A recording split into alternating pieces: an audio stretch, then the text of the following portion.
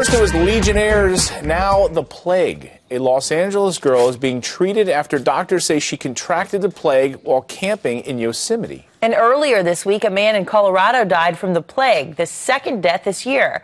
Are old afflictions becoming a comeback? And why? Dr. Nita Radcliffe is a practicing physician and board-certified anesthesiologist and joins us now to break it all down.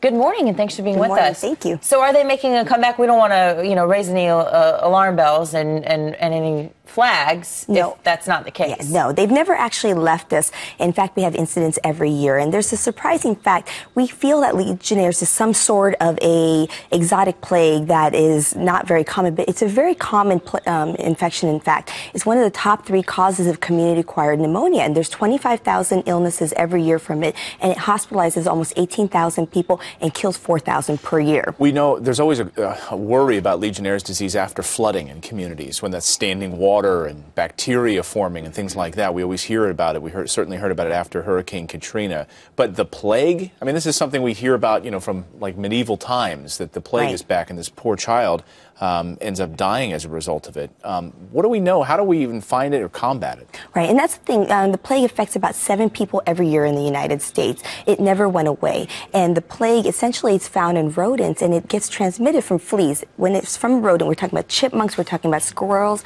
we're talking about mice and rats. When a flea bites it, it enters their intestines, and then it can be passed to a human into their blood. So out camping, this is the issue? I guess just a flea by a chipmunk in the woods, perhaps. Right, and then that most recent case is probably from being at the Yosemite National Park, but there's incidences. There's several areas that are affected, anywhere where there can be rodents. We see a lot in California, as well as in southern Oregon, as well as the western part of Nevada. And there's another region that's very common. We have it in northern New Mexico, northern Arizona, as well as southern Colorado. But it's not something where humans are normally in close proximity to these rodents that are infected and the fleas carrying the disease.